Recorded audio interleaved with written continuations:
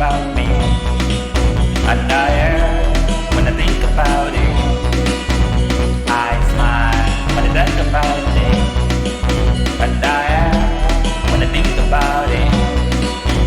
I laugh when I think about it, and I am when I think about it. I smile when I think about it, and I am when I think about it. I laugh.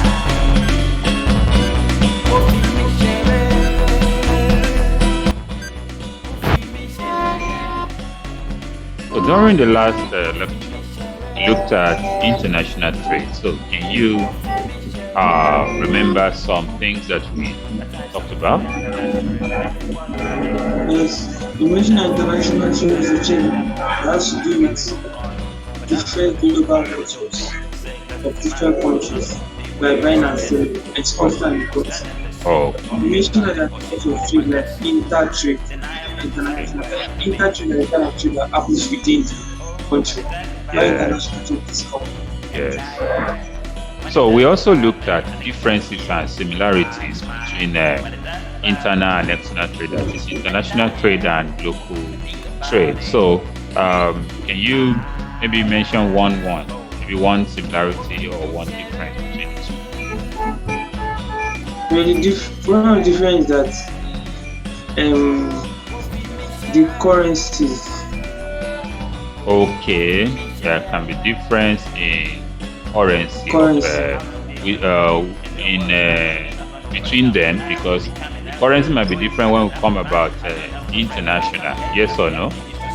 yes, sir, But the same currency is used within a country. the Okay, country. okay. Yes, okay. Very quickly. Right now, I'll be sharing the screen with you so that you can get going with other facts concerning international trade. So I'm going to be putting it up now. International trade continues.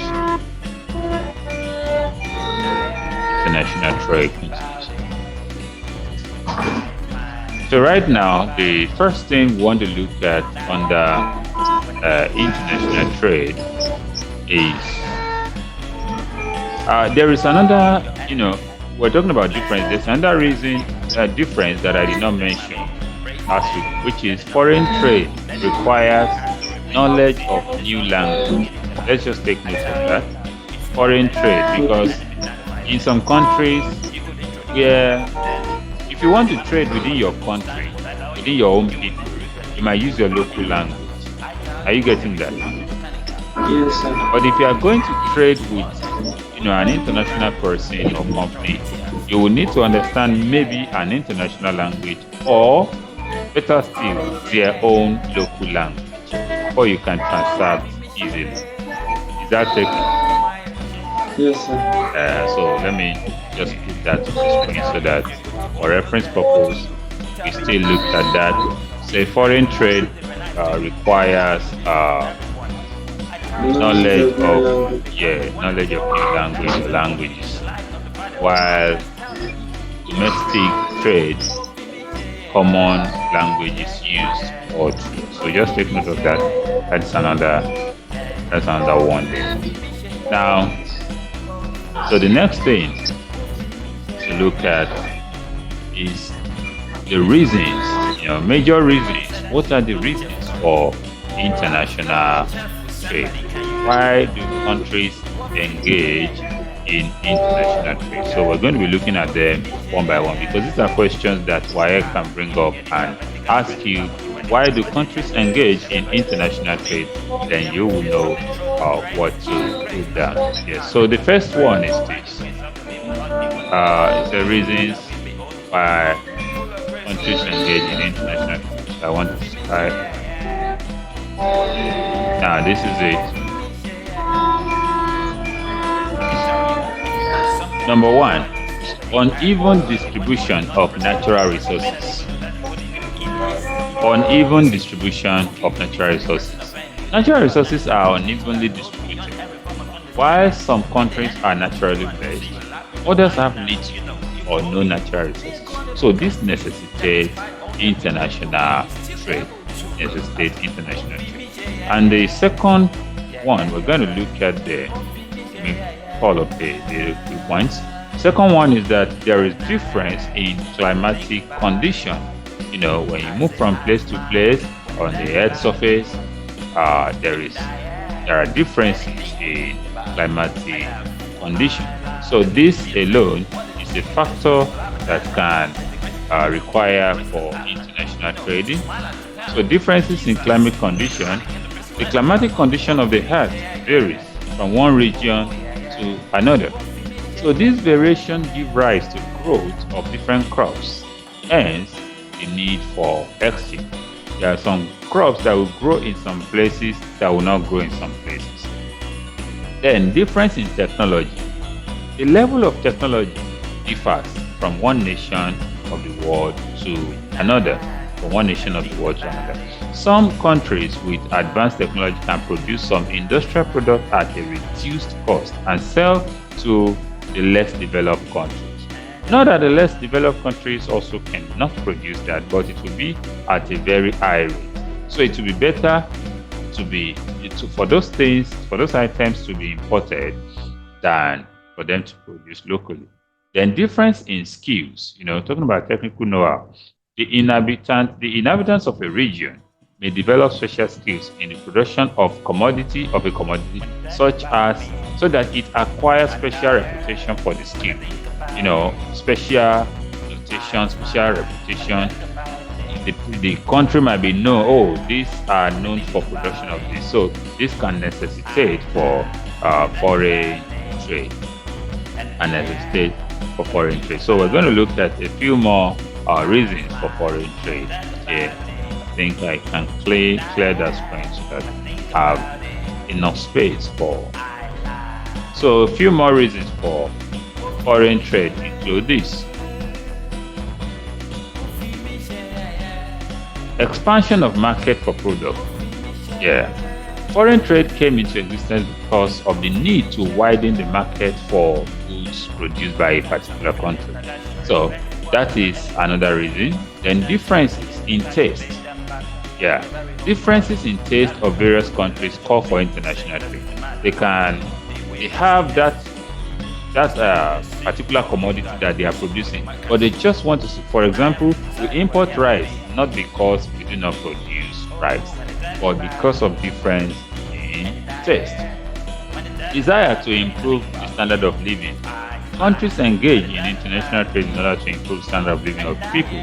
For example, in this country, some time ago, there was nothing like mobile phone or GSM, but it was imported from other countries as a means of through the means of international trade. So those are the major reasons. Then another area where questions can come from under WAEC or under international trade is to talk about barriers or problems of international trade. So what are the likely barriers or problems of international trade? So we're going to look at that shortly. Let me see. Barriers or problems of international trade. So the first barrier, which is known to any people, is the language barrier. So what do I mean? Let's clear this point.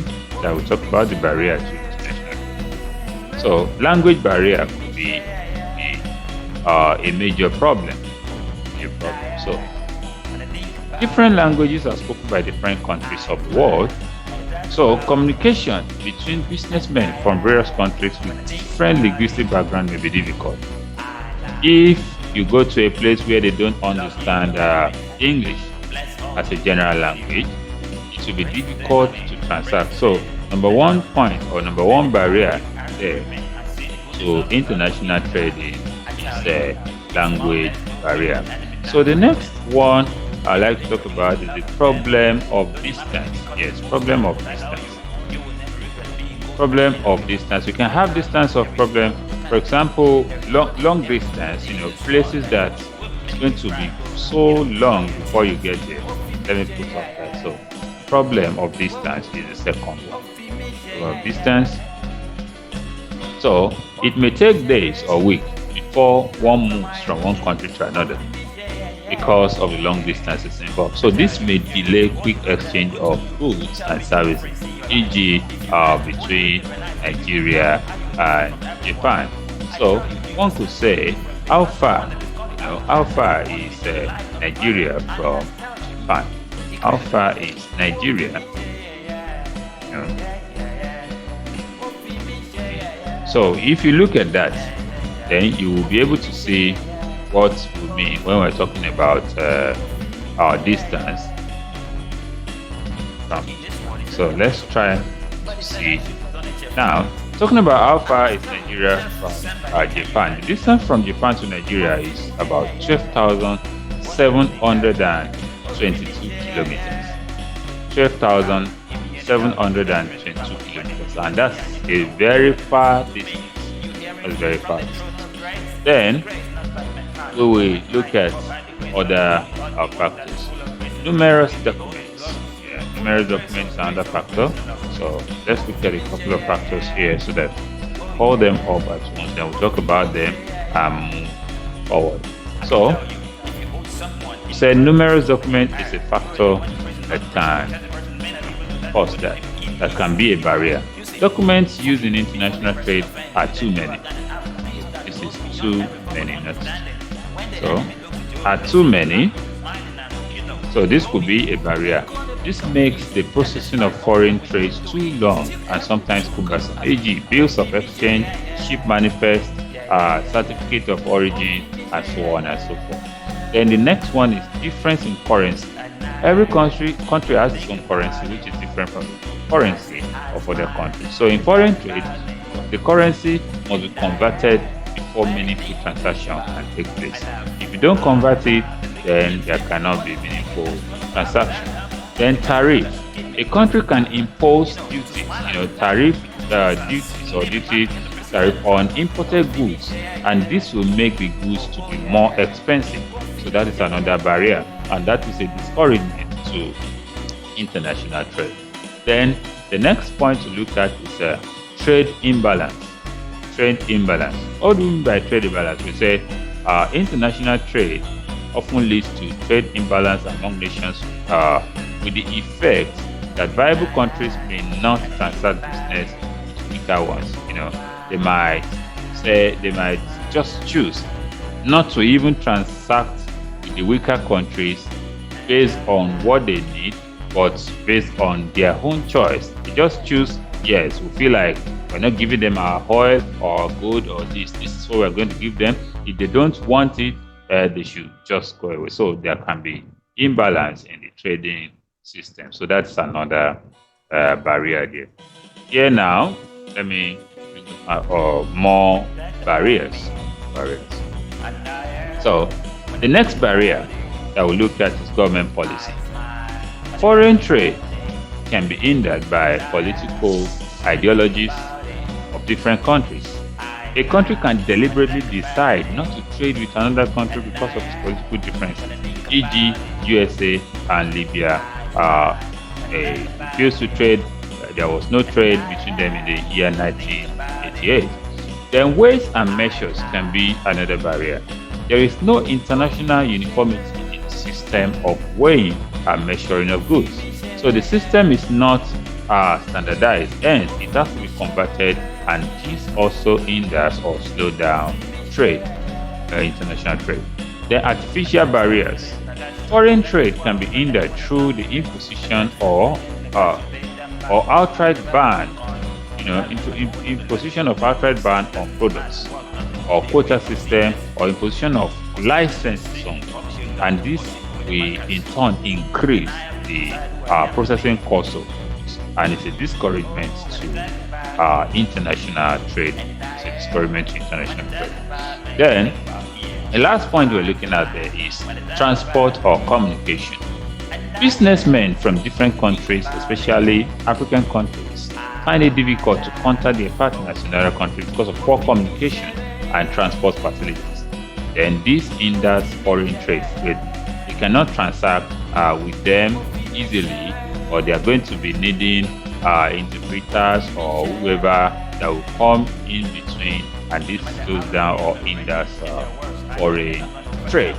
So with that, we have looked at the barriers, major barriers the major barriers or problems of international trade. So if you are asked that in any exam, so the next thing we want to look at is advantages of international trade. We're talking about international trade. What advantage does that give? So we're going to be looking at them one by one. Number one advantage that we'll be looking at is that international trade is a source of revenue. Yes, it acts as sources. You can create sources of revenue for a particular country.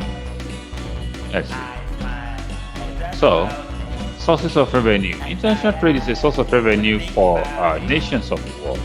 For nations of the world, like Nigeria or any other country. Nigeria derives 90% of its revenue from the sale of crude oil to other countries. Taxes can also be imported or exported. On exported and imported goods. So the taxes can be imposed. Let me just put that. Taxes can be imposed on exported and imported goods. So with that, it serves as a means of generating income for this. So when they're talking about advantages of international trade, you say number one is that it creates sources of revenue. It creates sources of revenue. So there are a couple more advantages I'm going to bring up here shortly. Let's see. So then the next point here is a promotion of economic development. Yeah, if you want to develop the economy of a particular country, of a nation, then you have to engage in international trade. So international trade helps countries to gain technical knowledge, which accelerates economic development. E.g., farmers in Nigeria can now import tractors, harvesters, and so on to practice large-scale farming. That's a mechanized farming. Instead of using the crude tools always, which will slow down production. Then, provision of employment opportunities. As a result of international trade contacts, foreign investors can establish firms in sister countries, that is, in neighboring countries or in the country that they are transacting with, which will create employment opportunity for the citizens of that country. Okay, I recently heard that China will soon be starting banking in Nigeria. They want to start establishing banks in Nigeria. If they are going to establish bank in Nigeria, are you with me? If they are going to establish banks in Nigeria, they will not bring the whole number of workers that will work there. They will not bring them from China. They will bring some, and they will employ some from the country based on agreement. So it's a means of employment opportunity, position of employment. Then the next one is that it leads to international specialization. Through international trade, countries will specialize in the production of goods for which they have comparative advantage over others. So they will be producing it in large quantities. And even if others want to produce such in large quantities, there will be limitation because they don't have the raw materials. This will make the prices of such goods to become cheaper. Then, increase in the world output. When countries specialize in the production of goods and services in which they have comparative advantage and where full utilization of resources is made, the world output will increase. What does that mean? That means the economy of the world will be impacted. There will be growth. There will be economic growth in the world. So we have to look at two more advantages of international trade while I clear the screen. So still on advantages of international trade. Absolutely. Now, one other advantage that we want to talk about is availability of variety of goods. There are vehicles. Let's assume there is a country, in a particular country A, they are producing vehicles. In a particular country B, they are producing vehicle, but different kind of vehicle from the two countries. Yes, international trade will make available variety of that kind of vehicle. So you can choose, not that you have just one option, or you can choose from, many options. Not that you don't have options, but you have options now. So through foreign trade, wide variety of goods are made available. West African countries can import cars, electronic shoes, and equipment and so on from other countries. Then the next point is acquisition of skills and ideas. Through international trade, new ideas, new skills, new techniques can be acquired to improve the quality of goods and service within the country. And the last point there is that there is an increase in standard of living. In this country, in some times past, what is common that people use in terms of provision of light in the house, in the homes, are local lanterns. Let me put it that way, local lanterns. But today, you can easily go to the market and buy a rechargeable lamp, which can serve you. You can move about with it. It's not possible for you to go to the office with your lantern and when you're coming, so that instead of looking for lantern everywhere in the dark, but you can easily go with your rechargeable lamp. When you enter your house at night, maybe even in the dark, you just use the light as an emergency. So this is increased standard of living, and also in other areas. Since there is exchange in different goods and services among countries, the standard of living will increase. People can get what they need, which they cannot ordinarily produce and get. So there, we have been talking about advantages of international trade. But there is nothing that has advantages doesn't have disadvantages. So I can also ask you, what are the disadvantages of international trade? We're going to look at about 5 points there, 5 points under disadvantages of international trade. So let me try and clear the screen so that you can get that off. Disadvantages of international trade. See? I'll clear the screen so that it's off. That's all. So here now, talking about disadvantages of international trade.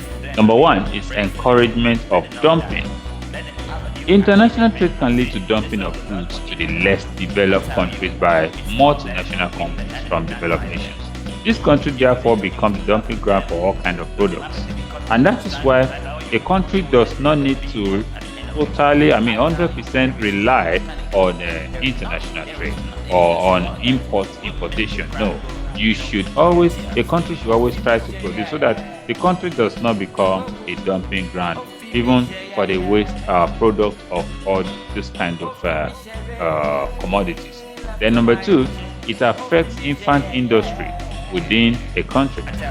Foreign trade also affects newly established industries, which are infant industries, negatively, as they cannot compete favorably. That's not complete, they compete. So they cannot compete favorably with the well-established foreign counterparts. If there's a company in Nigeria that wants to start producing vehicles now, because there is importation of vehicles, if we rely on importation and we don't have such companies, then it's going to affect them adversely. Then number three thing is unemployment. Wow. We said it creates employment, and how else can it also bring about unemployment? Let's see. Foreign trade can lead to unemployment because continued importation of cheaper products from foreign countries may reduce the level of production in the local industries producing similar products, and this may result in retrenchment of workers. When they don't have the need to produce again, people are no longer patronizing them. Definitely, it will affect them, and it will bring about unemployment. So long as international trade is good, it must also be checkmate, so that it will not lead to negative effects. And the other points that we'll be looking at under disadvantages of international trade are these. Let's see. It leads to exploitation. Yeah, it can lead to exploitation. The developed nation, because of their high advantage, which are highly industrialized. Developed nations which are highly industrialized may use their advantageous position to exploit the less developed countries. So let me correct that. This is industrialized. They are equipped. Their industrialization level is high. That's what that means. So which are highly industrialized, they use their advantageous position to exploit the less developed countries. Then creation of balance of payment deficit. There's deficit in creation of balance of payment. This is possible when foreign trade is not restricted, and to result in and the level of import is higher than the level of export. Then this may lead to drain in foreign exchange reserve, which can result in balance of payment problems or balance of payment deficits. Then the last point we're going to look at there is importation of dangerous or harmful goods. Through foreign trade, harmful or dangerous goods can be imported into a country by unscrupulous businessmen.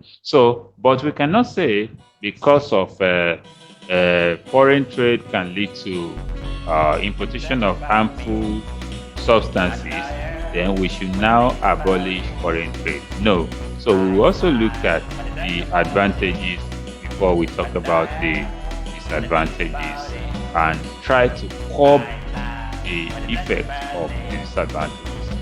And the next thing we are going to look at here is the next area that question can come up on is division of international trade. Division of international trade. Yes, talking about division of international trade.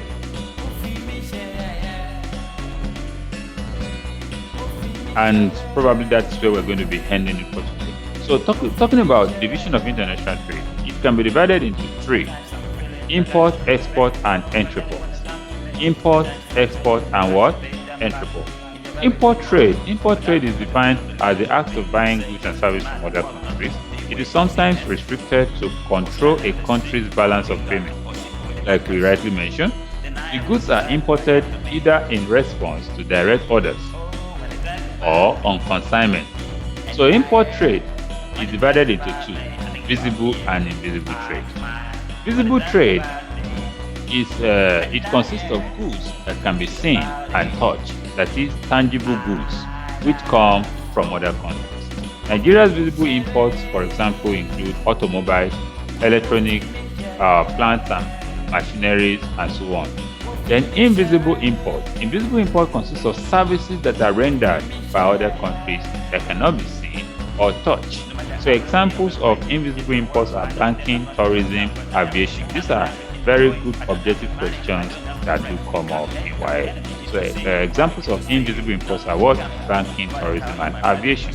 And this will appear in the balance of payment. It will appear in the balance of payment. So when next we meet, we're going to continue. But there are some questions which I'm going to leave you with that you can try them out against the next class, next economics class, because after now we're going to be moving into English, or we have the government class. So let me put up the question for you that you're going to write down. I'm going to send you the question later, but let me just put it up here. So these are some questions that I want you to look into based on the lecture. Number one says, what do you understand by the term international trade? And number two says, mention and explain the types of international trade. Number three says, identify the terminologies in international trade. Number four, state the differences and similarities between international trade and internal trade. And number five, state the reasons for international trade. Number six, state the barriers or problems of it. And number seven, state the advantages and disadvantages of international trade. And number eight, list and explain the division of international trade, which we just finished. And the final one is to state the procedures for international trade. So with that, I'm going to call it a day for now. And in the next few minutes, I'm going to be sending you the link to your English class. So thank you for being a part of this. We'll be starting right away with English. In the last lesson, we looked at Lexis and structure. Can you remember anything about the lesson? About The last lesson, we looked at Lexis and structure. Did you remember anything about it? Or can you tell me what Lexis means? no, Okay, Lexis said refers to total words or phrases of a language. If a language must exist, there must be some words that are used to make up that language. So, lexis are the total words, while structure is the meaningful arrangement of those words. And in this, we'll be looking at clauses and phrases. The words, the clauses, the phrases, the vocabulary. So that is how to arrange them. How we arrange them is the structure. And there is no way we want to talk about that without referring to sentences. So that is what we're going to be looking at right now. We looked at lexis the other time. This time around, we're going to be looking at the structure, sentence structure. But before we go into that, we look at the terms that we need to be familiar with, so that when we're talking about the sentences, then it's going to make complete sense. So I'll be sharing the screen with you right away so that we can get going. Now, structures, lexis and structures too. Lexis and structures too. So that's the topic for today. And the first thing that we'll be looking at here is independent clause. Independent clause. Yeah, an independent clause can stand alone as a sentence. It's a sentence that can stand alone, and it contains a subject and a verb. So take note of that. It is a complete idea. So any sentence that has been uttered that forms a complete idea is an independent clause. It's an independent clause. So let me put that up here so that independent clause. So that's the first thing we're looking at there. Like I said, independent clause. An independent clause can stand alone as a sentence. It contains a subject and a verb, and it is a complete idea. It makes a complete sense, and that is why it's an independent clause. It doesn't need to depend on anything else to have a complete meaning. Hence, we call it independent because it can stand alone. So take note of that. Then the next thing, I want to give examples of sentences that when you read them, they don't need any other thing to be added to them before they can make sense. Example could be I like spaghetti, or he reads many books. I like spaghetti, or he reads many books. So these are examples of independent clauses. So say examples. Let me see this. So, okay. I like spaghetti, and he reads many. So example one, the next two. There. Let me see. Let me put it as examples. Examples. So those are the two examples I'll be using there. So any sentence that is complete, which has a subject, has a verb, contains a subject and a verb, and it forms not just containing a subject and a verb, it makes a complete idea. That's an independent clause. Okay, the next thing we'll be talking about, or we'll go to sentence structure per se, is dependent clause. Dependent clause. So talking about dependent clause, because we say an independent clause is complete without any other thing. But a dependent clause is not a complete sentence. It must be attached to an independent clause to become complete. So this is also known as a subordinate clause. It's also known as a subordinate clause. So let me put that up. So the one we're talking about here is a dependent clause, which we said cannot stand alone, cannot make a complete sense. So it's not a complete sentence, and it must be attached to a dependent clause to become complete. And in other words, because it is dependent, we also call it subordinate clause. Subordinate clause. So let me put up examples under that area.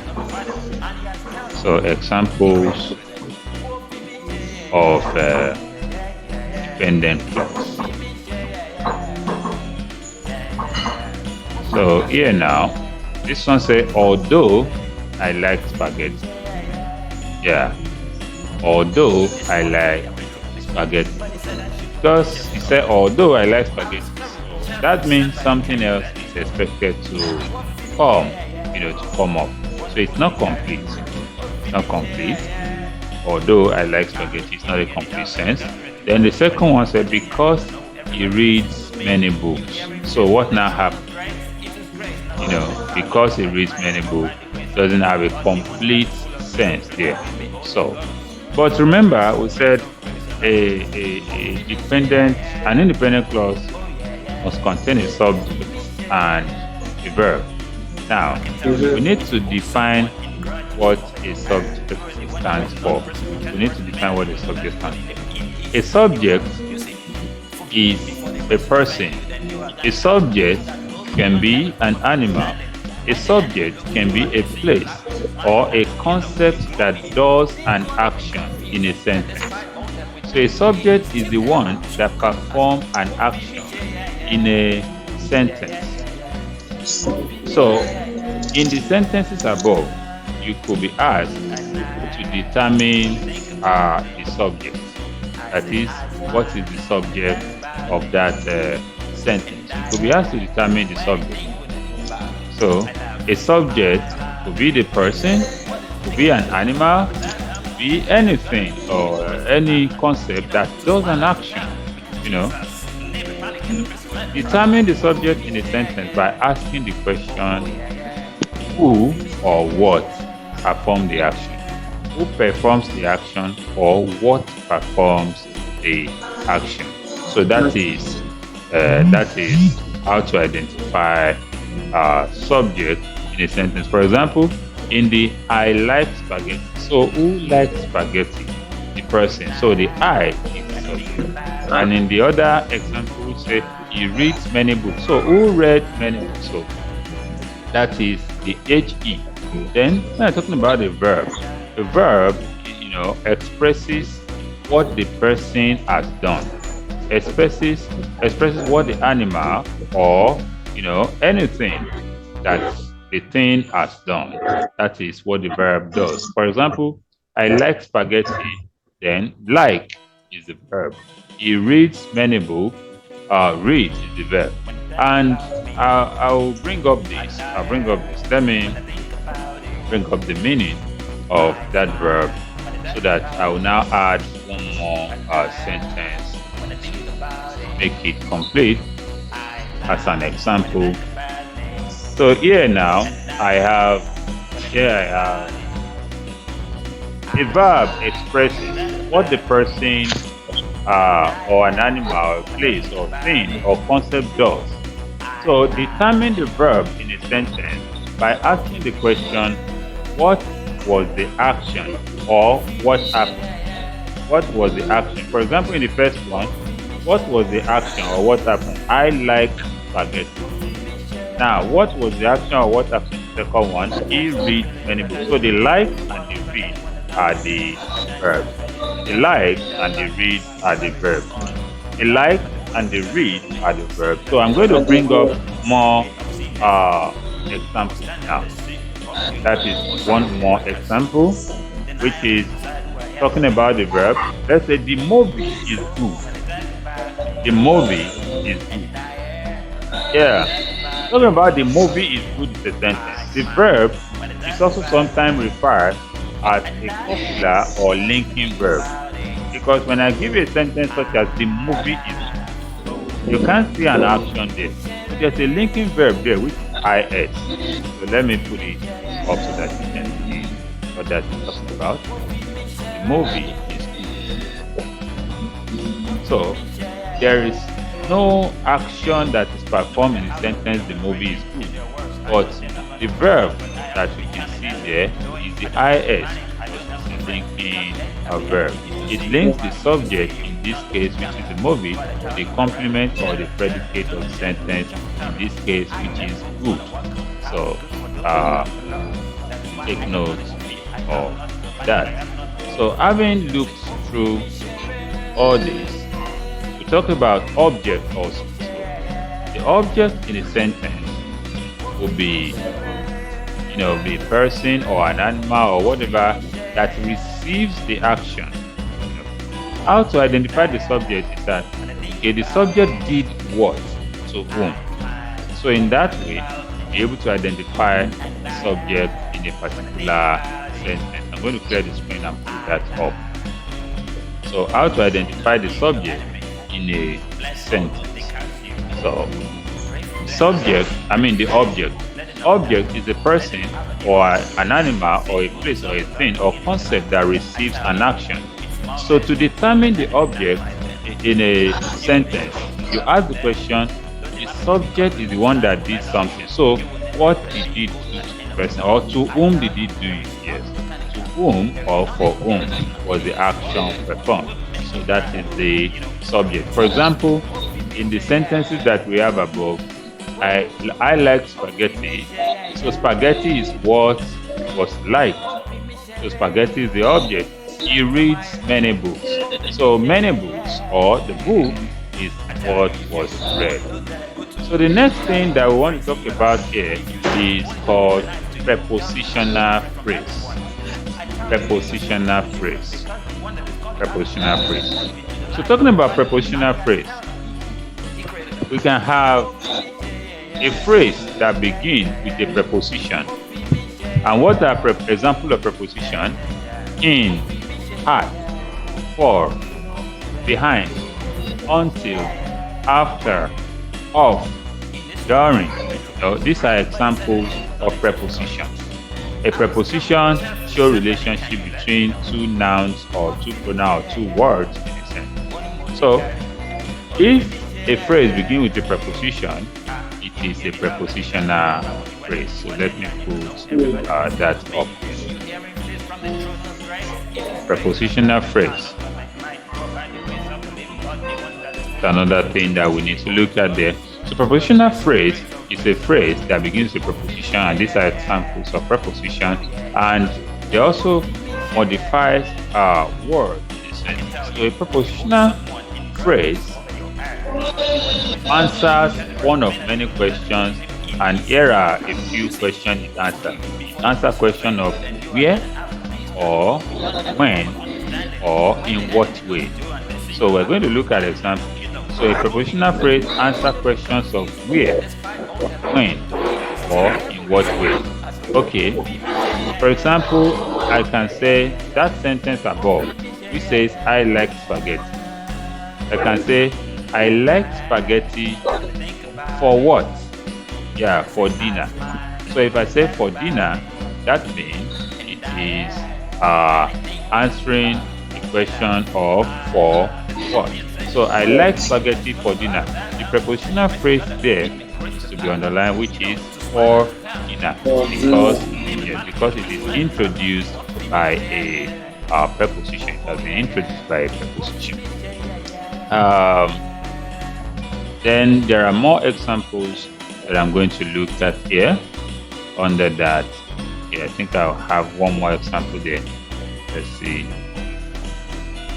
He reads many books in the library. Yeah, he reads many books in the library. So when you say he reads many books in the library, it simply means the prepositional phrase there is telling us where. That's answering the question where. So in the library, and that is the part to be underlined there. In the library. In the library, because it starts with the preposition in. So yes, things like that you have to. So now we can begin to look at the structures of sentences. That is sentence structures. Sentence structures. So the next thing we're going to look at, like I said, is English sentence structure. So, and we're going to be looking at some true sentence, some statements that are true about sentences in English.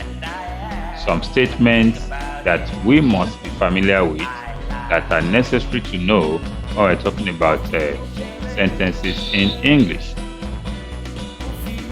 So the first one,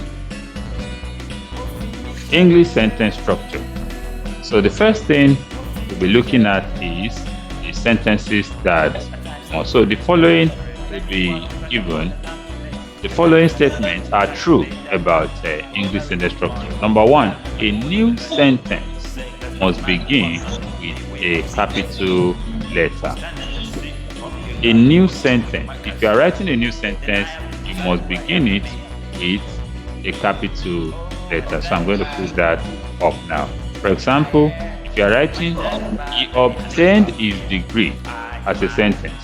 He obtained his degree, then you must start that sentence with a capital letter.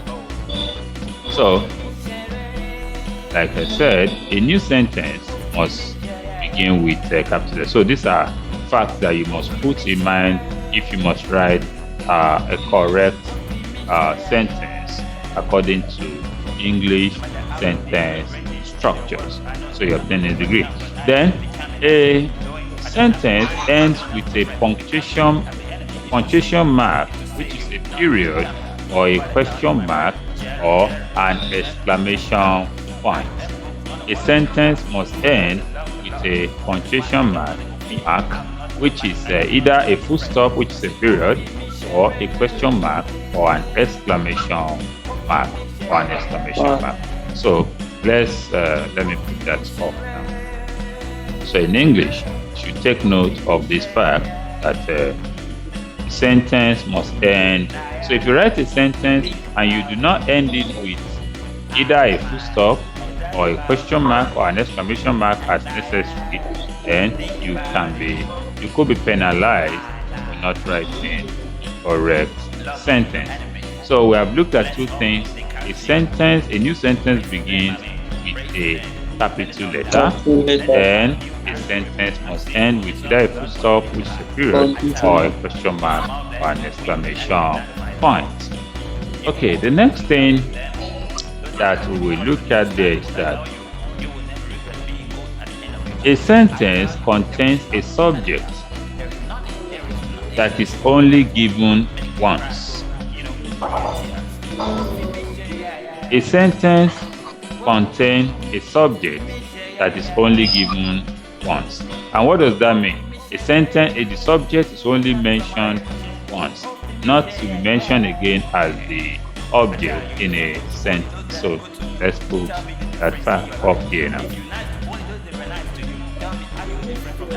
So a sentence contains a sentence contains a given subject, a subject that's only given once. For example, I can say Smith obtained his degree. So this E is not necessary again. If I am not going to be using Smith, then I change the E to capital H. I change the E to capital H. So, or I rather mention the name and remove the HE, which is E. So that is what that is talking about. Then a sentence contains a verb or a verb phrase. A sentence contains a verb or a verb phrase. For example, in the sentence, he obtained his degree. In that sentence, the verb there is obtained. He obtained his degree.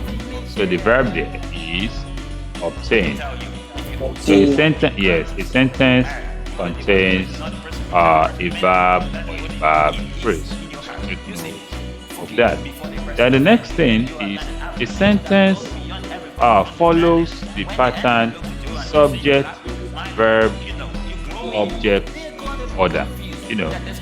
Subject comes, then the verb, then that is, a sentence follows the pattern subject plus verb plus object. Subject plus verb plus object. For example, in the one that we say, he obtained his degree. He is the subject. Obtain is the verb. His degree is the object. So let's take note of that area there. So a subject follows the pattern subject plus verb plus object word order. For example, he obtained his degree. He is the subject and obtain is the verb, while his degree is the object. Then the last thing we're going to look at there is that a sentence must have a complete idea that stands alone. Otherwise, we cannot call it a sentence. So a sentence is also called an independent clause. That's where we started from. So I take that again. A sentence must have a complete idea that stands alone. So if it doesn't have a complete idea that stands alone, we cannot call it a sentence. We cannot call it a sentence. So let me put that here. A sentence must have a complete idea that stands alone, and this is also called an independent clause. So just take note that an independent clause. So, okay, now that we have looked at statements that are true about sentences in English, then we'll look at just one category, simple sentences. Then in the next English lecture, we're going to continue from there. Simple sentences. Now, a simple sentence contains a subject and a verb. It may also have an object and modifiers. However, it contains only one independent clause, and that is what makes it a simple sentence. So let me bring that up now as on the screen about simple sentence. So simple sentences. A simple sentence contains a subject and a verb. It may also have an object and modifier. However, there's only one independent. So if it contains more than one independent clause, then it's no longer a simple sentence. So we're going to look at few examples of a simple sentence. Yes, we're going to look at a few examples now. Then we'll call it a day for the English class. Get ready for government class. So, here are the few examples. The first example, she wrote, and that is complete. She wrote. It has a subject and it has a verb. She wrote. Then the next one, she completed her literature review. Though it is longer than the first one, but it still contains just one independent clause. That is, one action was performed. He organized his sources by theme. Also, one action was performed. They studied upper rules for many hours. It's still just one action that was performed. So all these are containing just only one independent clause. So I want to believe that is clear to you. Yes, sir. Okay, so from there, we're going to be calling today. Then the next few minutes, we're going to have a link for your government class. So do stay tuned. Right now. So the topic we want to look at today, is federalism in Nigeria. Federalism in Nigeria. So quickly, I'll be sharing the screen with you so I can do the topic. That's federalism in Nigeria. Federalism in Nigeria. So, and your questions do come from the topic when it comes to WAEC examination. So, federalism in Nigeria, they want to have your idea. What do you understand about federalism first? So, I can ask you which countries of the world are practicing federalism, or where was it first practiced in the world. So, let's look at some points there. So here now, federalism is a mixed or compound mode of government. So one thing you should know that it is a mode of government. That's the first point there. Federalism is what? A mode of government. So now it's a mixed or compound mode of government. That combines a general government, which is central or federal government, regional governments, which is the provincial, the state, cantonal, the territorial, or other subunit governments.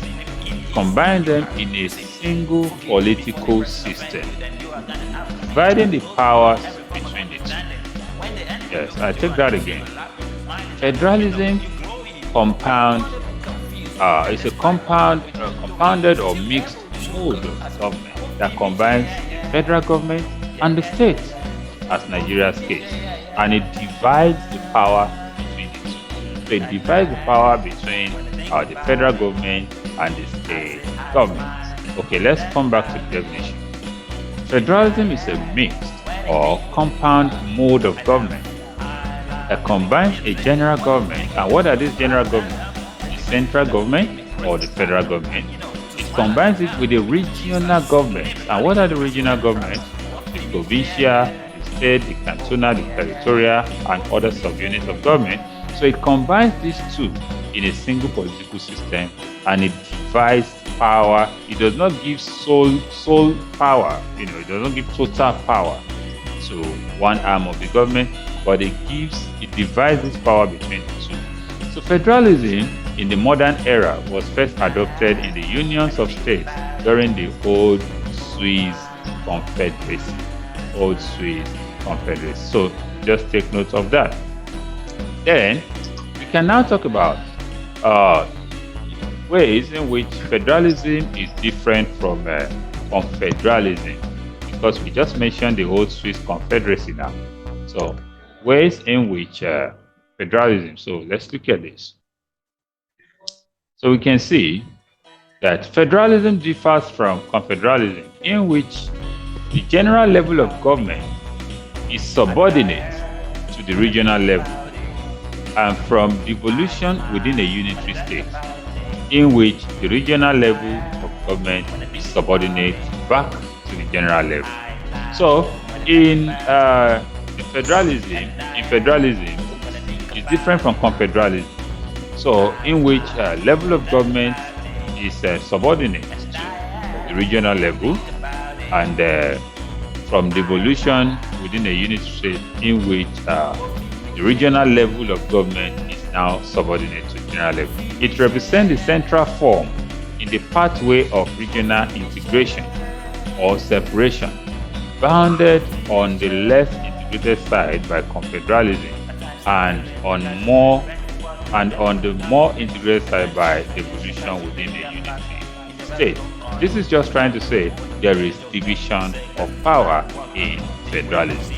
So one does not have a total power to itself. Then examples of federation or federal province or states. I'm going to give examples of countries that are, practicing federalism.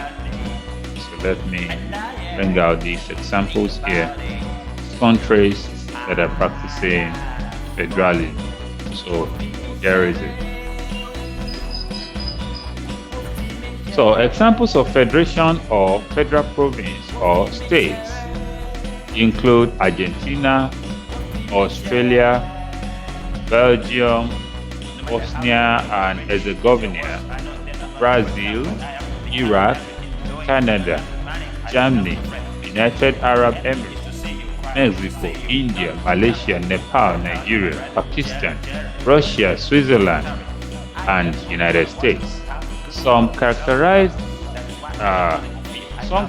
the European Union as a pioneering example of federalism in a multi-state setting.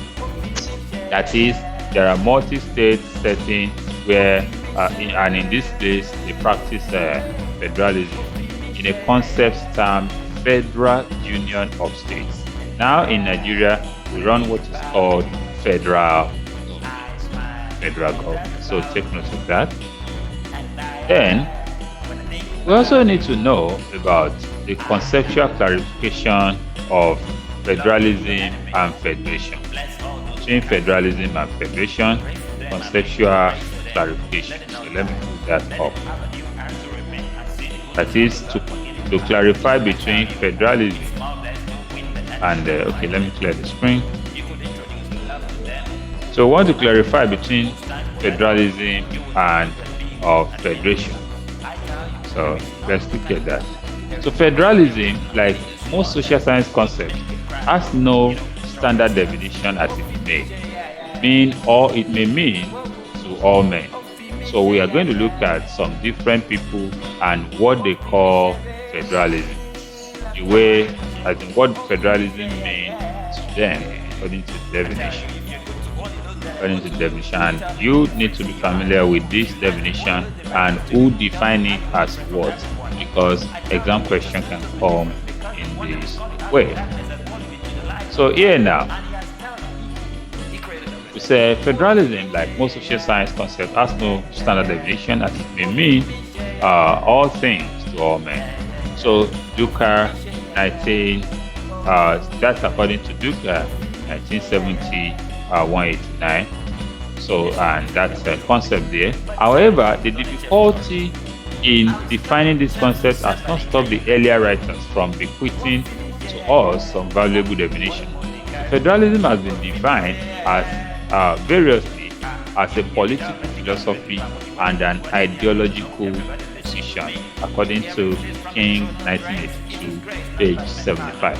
Then, a political principle, also defined as a political principle involving the constitutional diffusion of power between the central and the constituent government to achieve self-rule and shared rule.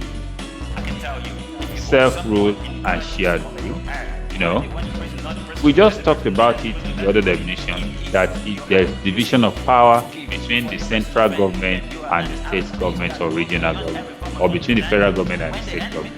So, and this is also termed by Elaza here in 1987, page 5 to 6. He said self-rule and shared rule, and also as a value concept that informs federation by Borges, 1993, page 3.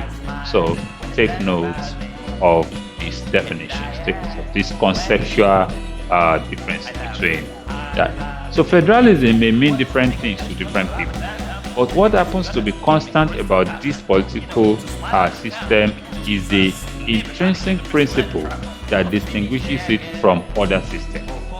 This principle, which has been called federal principle, has been defined as the method of dividing powers. I was talking about dividing the powers so that the general and regional government are each within a sphere, coordinate and independent. I repeat that. We're talking about dividing of powers so that the general and the regional government, like the federal and the state government, they are each within a sphere and within a coordinate, and they are independent. So they are independent governments. What is meant by independent here is that each tier of government has its own independent functions and neither has supreme authority over the other. So the federal government does not have supreme authority over the state, and the state does not have supreme authority over. So let me put that up here so that you can get the full concept. You see? So that is what we are talking about to clarify this federalism. So let me erase this part.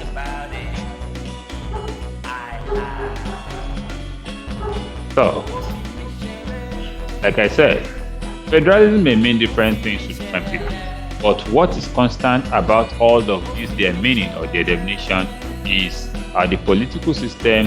In the political system is that the intrinsic principle that distinguish that political system, which is federalism, from other systems. And this principle, which Weir 1963 then in his book called the federal principle, has been defined, as the method of dividing powers so that the federal government or general government and regional government or state government are each within a sphere, together in a sphere and within a coordinate together, but they are what? Independent. What is meant by the independent here is that each tier of government has its own independent function. It does not depend on another in its function, and neither has supreme authority over the other. However, this view poses a problem of applicability because some measures of interdependence and cooperation are necessary for the successful operation of any given federal system. So let states not think I am all on my own, I can make some decision not considering what the federal government wants. Or let federal government not say I can make my policy without consulting the states. Therefore, federalism refers to a system of government in which powers are shared between the central or federal government and the federating or constituent or component unit or states as used in Nigeria. So I believe you get that concept. Yes, sir. Okay, very good. So now as we continue, we'll look at federation. We're talking about federalism since. So let's look at federation. Let's see.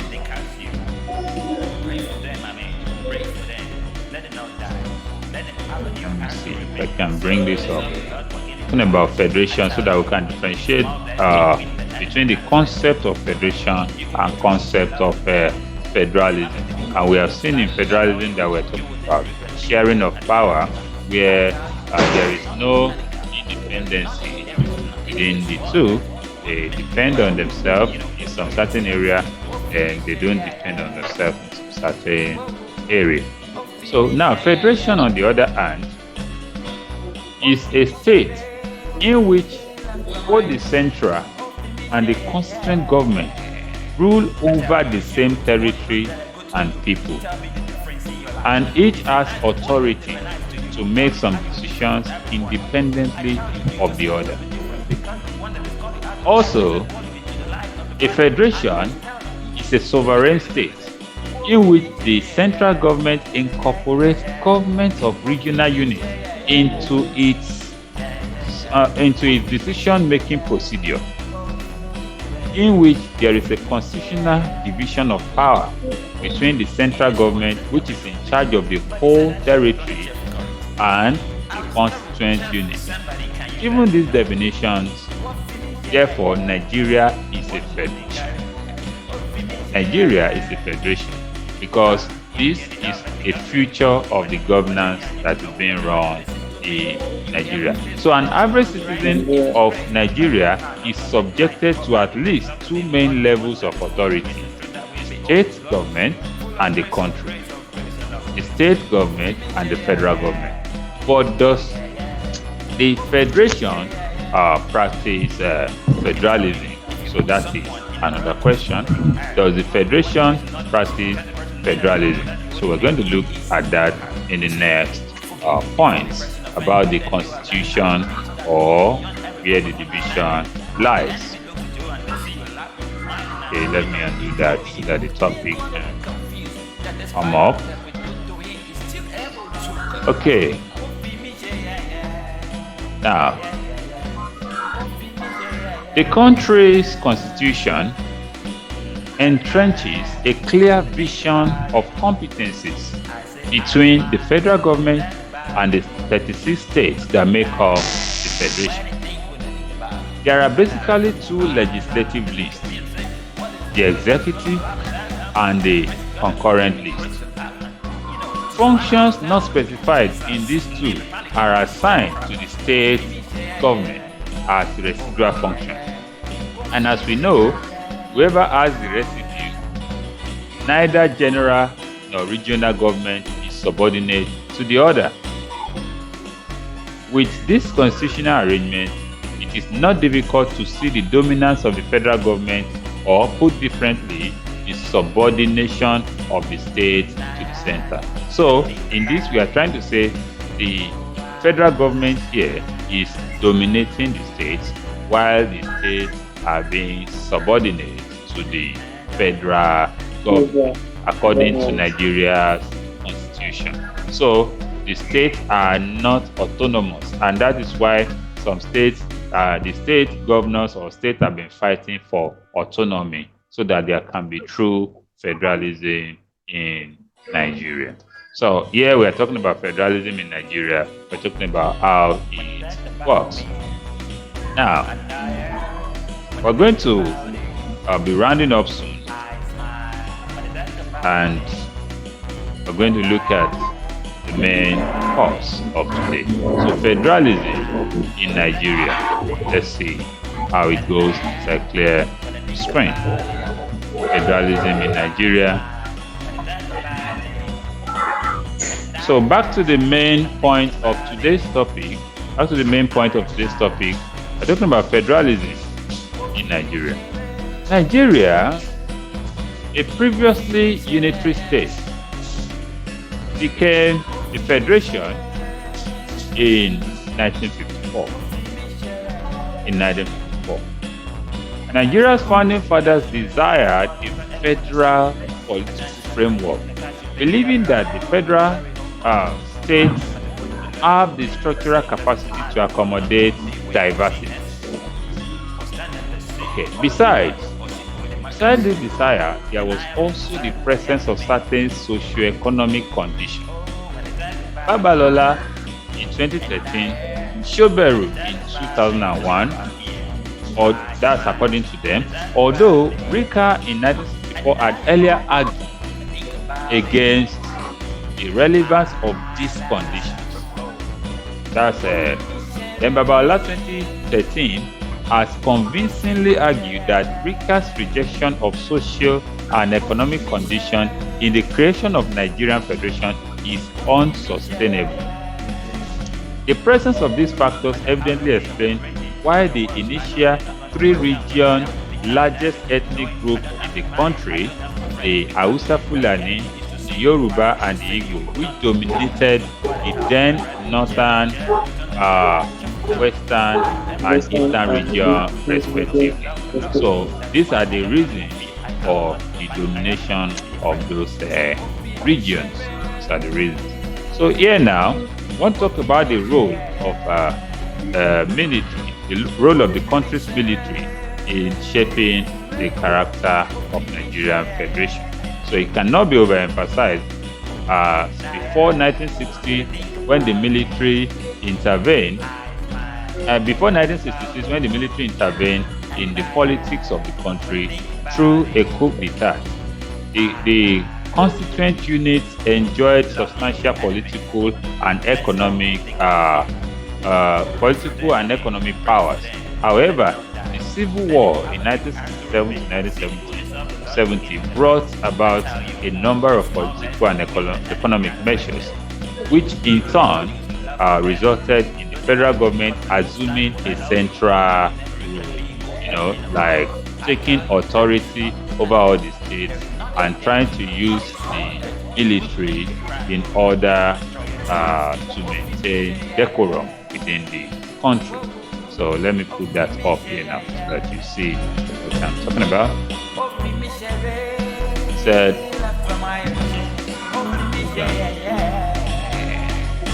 so it says, the role of the country's military in reshaping the character of Nigerian Federation cannot be overemphasized. So before 1966, when military intervened, the politics of the country through a coup d'etat intervened in the politics of the country through the coup d'etat. The constituent units enjoyed substantial political and economic powers. That is, they were all on their own before the coup d'etat. However, the Civil War in 1967 to 1970 brought about a measure of political and economic, a number of political and economic measures, which in turn resulted in the federal government now taking a central role, particularly in economic activities. Throughout the war years, the states were subordinate to the center, ostensibly for the effective control of the various divisions of the military. The central government took over the revenue sources previously controlled by the states, thereby contributing to a fall in state revenue. Thus, the concentration of the economic powers now at the center resulted in the supremacy of the federal center as well as over-centralization of the federal system. So that is what is obtainable in Nigeria as today. When next we come for the class, we're going to finish up just a few notes that remain and look at questions that may come out under that inquiry. So I want to believe you are clear with the explanation. Yes, sir. Okay, so thank you very much. Latest by Monday, I'll be ready to be doing that on the that you can go over there in that. So thank you for being a part of the and have a nice